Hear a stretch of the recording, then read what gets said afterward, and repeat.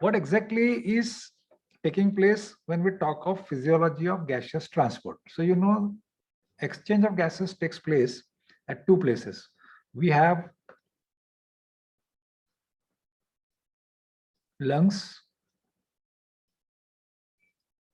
and then on the other hand, we have body cells, right? So exchange of gases takes place at lungs. Blood will absorb, oxygen will diffuse into the blood and carbon dioxide will be given away over here. And the opposite takes place here. Here what will happen? Lungs, oxygen will be coming into the blood and carbon dioxide will be given away. Whereas something opposite will going to happen over here, that oxygen will be given here and carbon dioxide will be given out. Okay. And between lungs and body cells, this transport of oxygen takes place through blood vascular system. Blood vascular system. Okay. So oxygen will be transported in this direction and carbon dioxide will be transported in this direction. Very simple to remember. Carbon dioxide is produced as a result of metabolic activities in your cells, as a result of cellular respiration in the body cells. So it will be carried back to the lungs and from there you will exhale it out. Oxygen will be absorbed into the blood from the lungs, where partial pressure of oxygen in lungs is more, whereas it is less in the blood. So it will come over here and then it will be transported to different body cells where oxygen partial pressure in blood is more and oxygen partial pressure in the body cells is less. And I'll be elaborating on this. So it will diffuse into the cells and cells will utilize this oxygen for various metabolic activities. We are calling it as cellular respiration, right? So what is the mode of transport of these gases? These gases are transported through blood. Okay. So one thing is clear, the medium of transport is blood. But how do these gases get transported through the blood? Do they get dissolved into the blood? And the answer is no. Only a small amount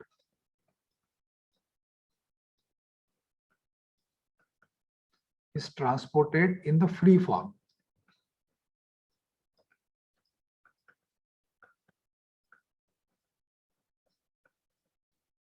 Free form means either oxygen or carbon dioxide. Right? Only a very small amount. Okay.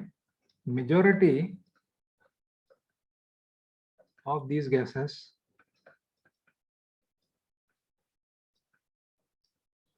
are transported,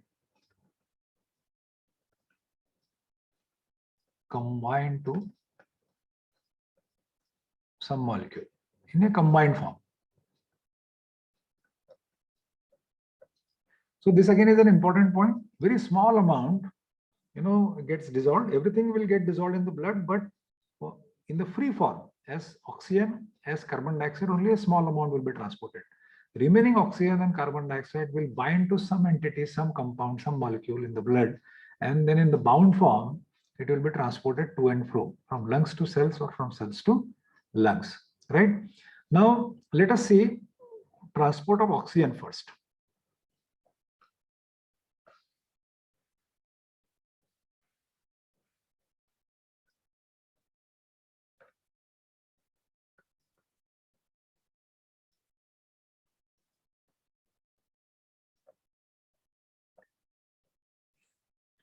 So transport of oxygen takes place primarily by two routes and two modes. One, oxygen combines with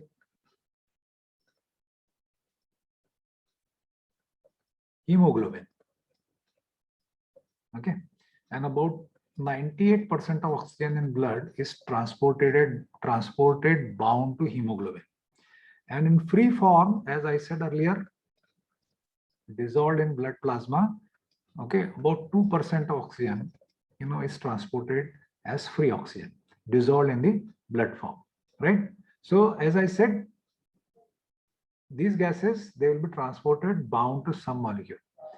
In the free form, only a small percentage of these gases are transported, dissolved into the blood plasma. For example, in case of oxygen, only 2% gets transported in the free form, dissolved into the plasma. Remaining 98% will, will be transported bound to hemoglobin. Okay. So let us understand what is hemoglobin in the first place. So hemoglobin is a,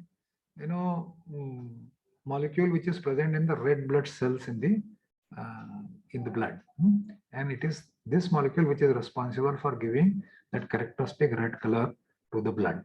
Okay. And it is made up of two components. You have a protein component called opsin, and you have a heme,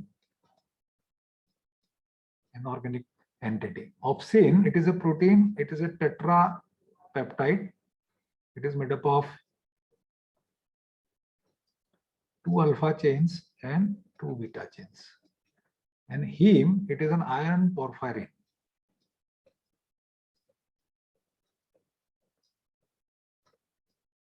So it has got 4 porphyrin rings, and these 4 porphyrin rings are coordinately linked to one iron molecule, one Fe molecule. It has got 4 porphyrin rings and one iron molecule. Iron means Fe is coordinately bound to these porphyrins. It is called as iron porphyrin, right? And this each ion in the porphyrin is capable of loosely binding to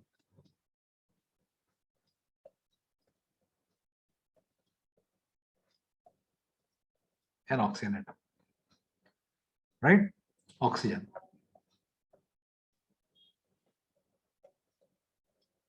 Right? So each polypeptide, there are 4 polypeptides, each polypeptide has got one heme, each heme has got one ion, and one ion in turn is capable of binding to one oxygen. Okay, that means hemoglobin can bind to 4 oxygens. It can bind to 4 oxygens. Hemoglobin can bind to 4 oxygens. Okay, so the reaction looks like this.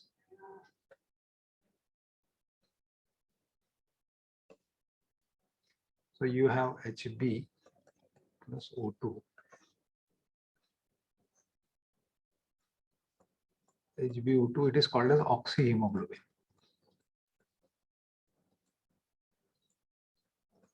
Oxyhemoglobin, right? So it is in this form that oxygen will be transported, about 98% will be transported to in the bound to hemoglobin. Okay, so it is an oligomer. Hemoglobin is an oligomer. Oligomer, when you say, when it is made up of more than one polypeptide chain, so it has got 4 polypeptide chain, 2 alpha, 2 beta. Each polypeptide chain is associated with one heme molecule. One heme in turn has got one iron molecule which is capable of loosely binding to one oxygen molecule. Okay, so let us see how does it take place. So you have an alveolus over here.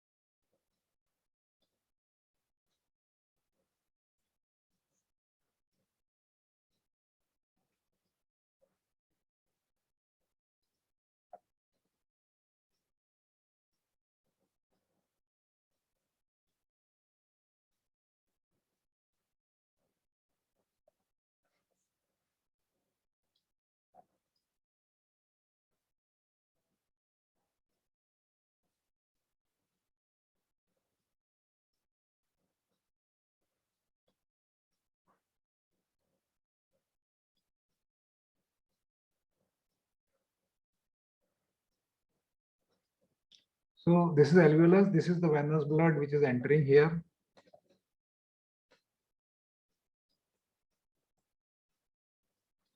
The oxygen partial pressure in alveolus, this is the alveolar sac. Oxygen partial pressure PO2 here, if you remember, is 104. And the blood which enters here, it has got an oxygen pressure of PO2 of 40 millimeter of Hg. Okay, so since partial pressure of oxygen is more here, oxygen will start diffusing into the blood here, right? So, and this diffusion will continue till the partial pressure becomes equal in both the compartment. That means PO2 here, by the time blood comes out here, should be equal to 104, right? So you have, let's say, if you want to make, say, this is hemoglobin in the blood,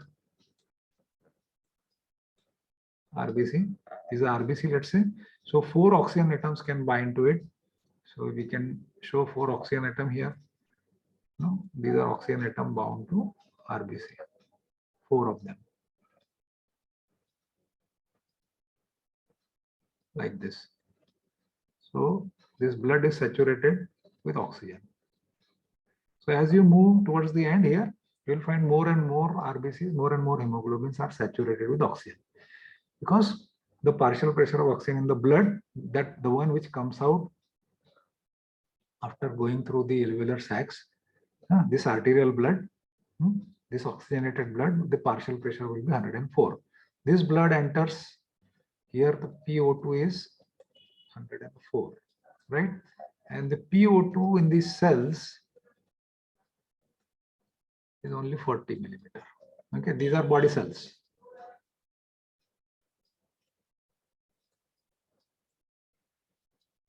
Body cells. So what will happen, since PO2 is more over here, oxygen will radially diffuse.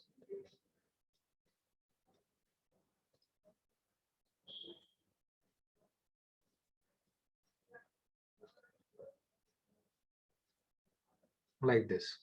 So oxygen will come out spontaneously, it will diffuse into the body cells. So what I have been telling you is you must remember what is the partial pressure of oxygen in both the compartments. Partial pressure of oxygen in the alveolar sac is 104 millimeter of Hg. Partial pressure of blood which is coming to the alveolar sacs, venous blood, the partial pressure of oxygen is only 40 millimeter of Hg. So this diffusion will take place in the direction I have shown over here. Blood will get saturated with oxygen. This diffusion will continue till the partial pressure of oxygen in the blood also reaches 104 millimeter of Hg. So arterial blood leaving alveolar sac will have a partial pressure of 104 millimeter of Hg. It will go into different parts of the body, and these body cells, the partial pressure is 40 millimeter of Hg. So this oxygen will be diffused in the direction I have shown over here, and the blood which comes out of here, it will have a PO2 of only 40 millimeter of Hg. 40 millimeter of Hg, right?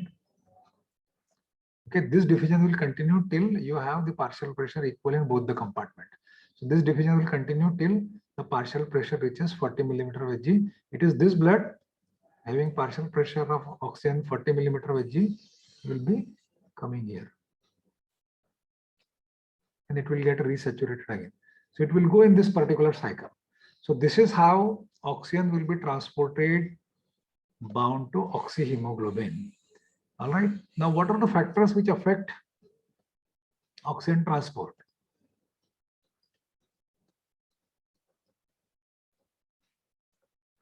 So important factors which affect oxygen transport is pH, presence of carbon dioxide, and temperature.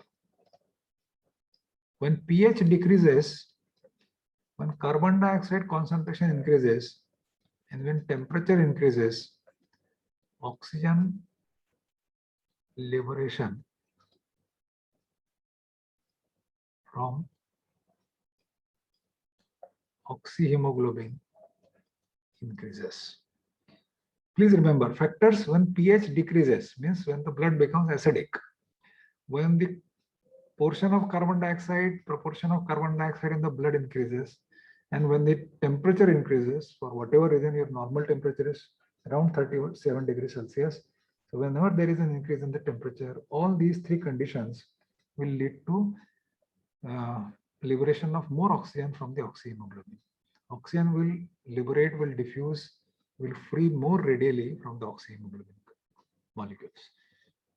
Another important factors which affect binding of oxygen to hemoglobin is presence of carbon monoxide.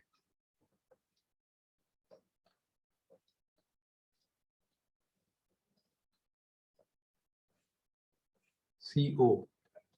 Carbon monoxide, it is there in the vehicular emissions.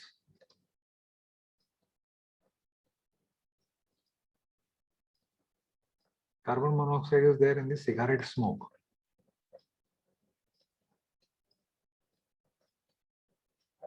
And wherever there is an incomplete combustion,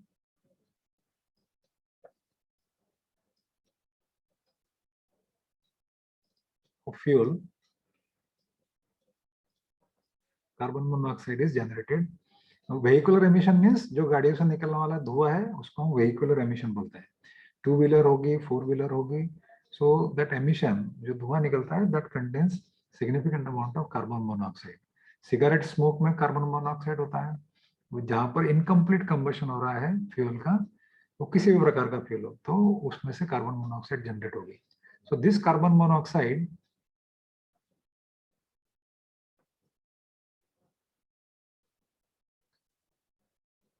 it combines with hemoglobin, and what does it give? It gives carboxyhemoglobin.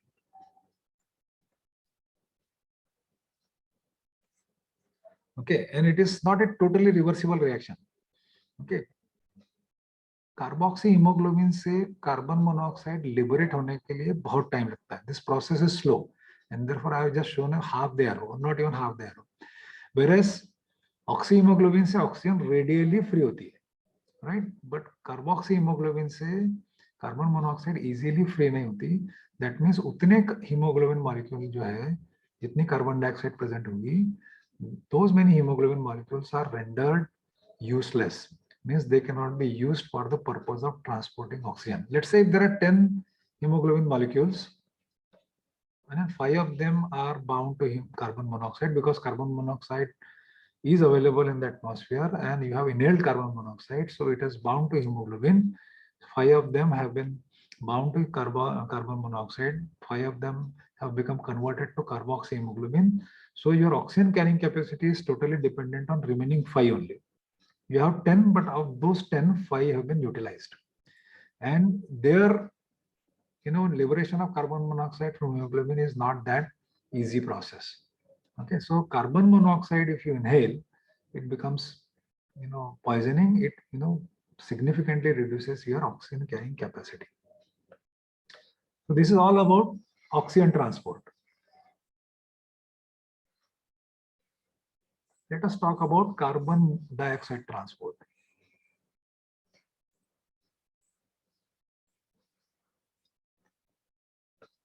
CO2 transport.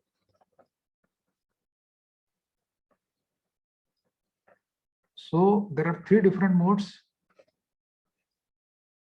In the free form, dissolved in plasma, about 7% is transported this way. Bound to hemoglobin,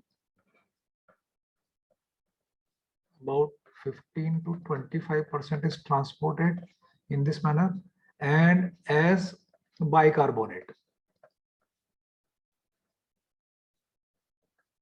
about 70% is transported in this particular way.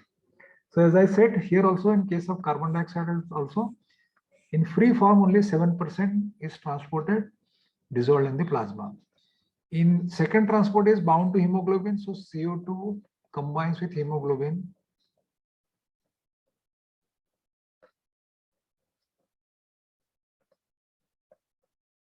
and it forms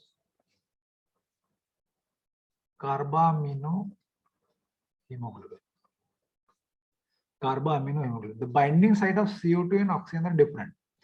Oxygen, as I said, is bound to, loosely bound to iron atom of the heme. Whereas in case of carbon dioxide, it binds to amino group of the amino acids of opsin. So why I'm saying this, why I'm clarifying this, this means that there is no competition between the binding of oxygen. Oxygen binding site is different and carbon dioxide binding site is different. So there is no competition. It binds to amino groups of amino acids of the opsin, forming a compound called carbaminohemoglobin, from which it can be readily dissociated. Okay, and in this way, about 15 to 25, around 20-21% carbon dioxide is transported from cells to lungs in this particular form, right? Major transport mechanism for carbon dioxide is as bicarbonate. So let us see this.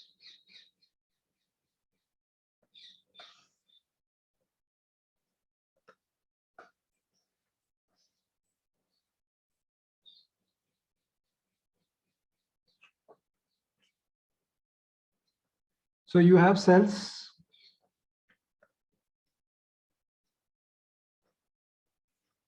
body cells, where carbon dioxide is produced.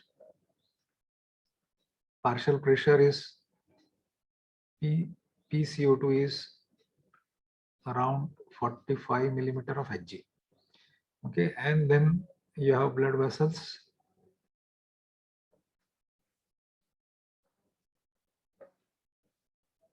Okay, you have a series of cells. You can understand now. Every cell has blood supply.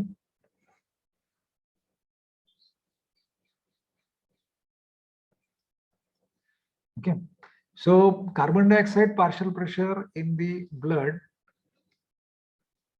is only 40 millimeter of Hg.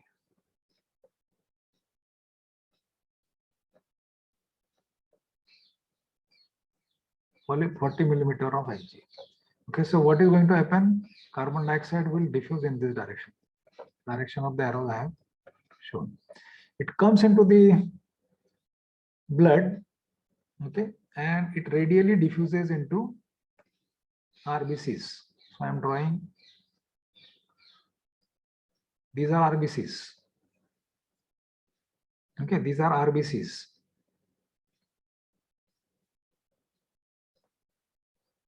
Right? So carbon dioxide comes into the blood, from blood it gets into the RBC. In RBC there is an enzyme called carbonic dehydrase.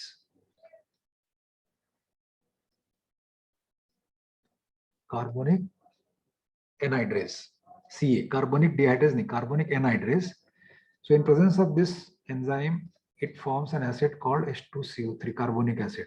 And this H2CO3 immediately dissociates, giving you H plus SCO3 minus. Okay. So this H plus, it immediately combines with hemoglobin and it forms protonated hemoglobin. So this H plus doesn't remain free. It immediately binds to hemoglobin so that the pH doesn't drop. And this SCO3, it comes out. SCO3 comes out into the blood. Okay, SCO3 comes out into the blood. Since a negative charge has come out from the RBC, another negative charge from blood plasma chloride will get it.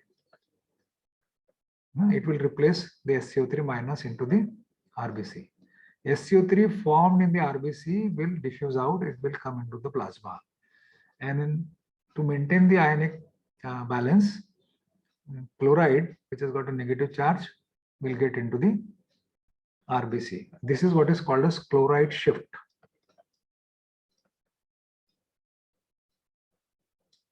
Chloride shift. इसके ऊपर सवाल आता है, so you have to be ready. Second way is carbon dioxide comes into the blood, it diffuses into the RBC and it combines with hemoglobin, as I just told you, forming carbaminohemoglobin. Right? So it is in these two forms. One is SCO3, which is formed into the RBC, but it has come out into the blood, and carbaminohemoglobin around 20%. It will be bound to hemoglobin. It is in these two forms, and this will continue, diffusion will continue till the partial pressure of oxygen, a partial pressure of carbon dioxide in the blood becomes equal to 45 millimeter of Hg. In these two compartments, when it is same, when an equilibrium has been attained, this will stop. So now carbon dioxide is being transported. We have seen what is the situation at the cells level, body cells. Yeah, body cells. So carbon dioxide is liberated, carbon dioxide is diffused into the blood. It is come into the RBC, bound to carbon dioxide, bound to water in presence of carbonic anhydrase, formed acid, which dissociates, form bicarbonate, which diffuses out, and to replace it, chloride gets in. This is what is called as chloride shift, right? This is called as chloride shift. Some amount of carbon dioxide is bound to hemoglobin, form carbaminohemoglobin. So it is in these two forms primarily, and about 7% remains dissolved into the plasma. In these three forms, carbon dioxide will be transported from this site, from the body cell site to the lungs.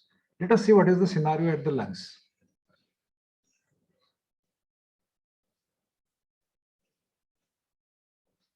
So at the lungs, you have this is the alveolar sac, and you have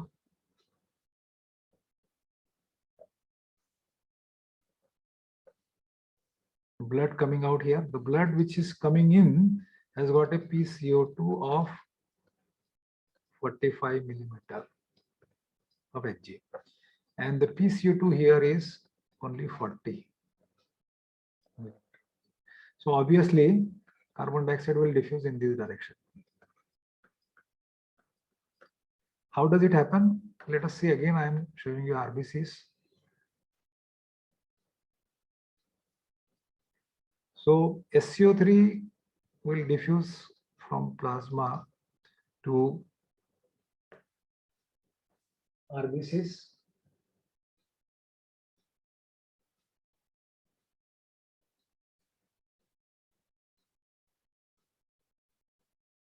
So you will have SCO3 coming over here, combining with H plus, forming H2CO3. This H2CO3 will dissociate spontaneously, forming CO2 plus H2, and this CO2 will diffuse. So whatever has taken place at this site of the cells, just opposite, just reverse of that is going to take place at the alveolar site. So SCO3 will diffuse into the from plasma into the RBC. So since SCO3 has come in, chloride will get out here, so that ionic balance is maintained. So it will combine with H plus donated by the hemoglobin, will form carbonic acid. This carbonic acid will spontaneously dissociate in presence of enzyme carbonic anhydrase. It will give you carbon dioxide, which will dissociate into the blood. Similarly, you have carbaminohemoglobin.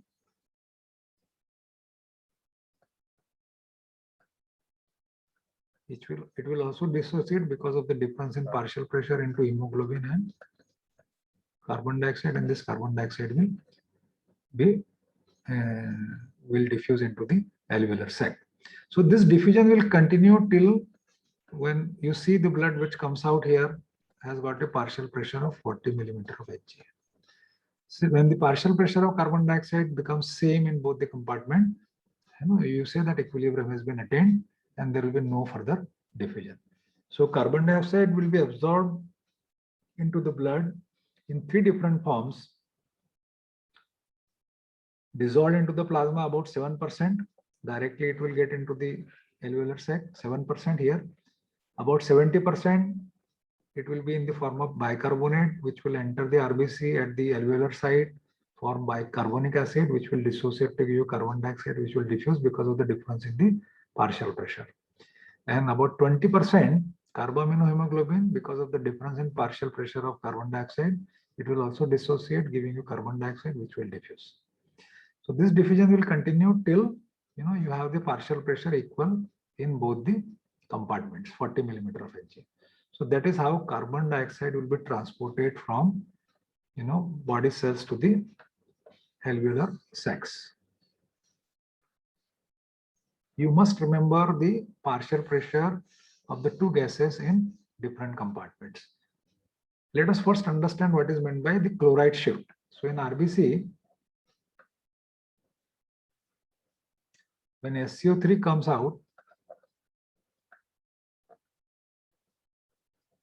okay, at the body cells site, when SCO3 comes out, to maintain electrical neutrality as well as ionic balance, the chloride, a negatively charged chloride gets in. So this happens at the cell site, and opposite happens at the alveolar sac.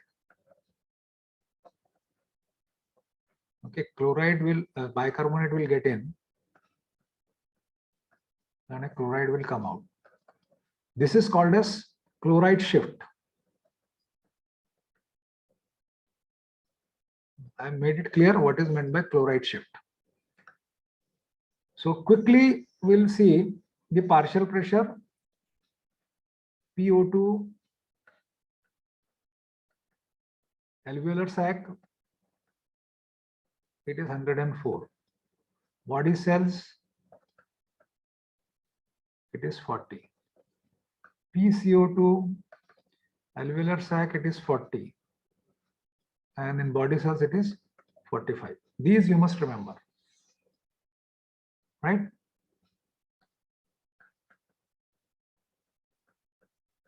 Thank you.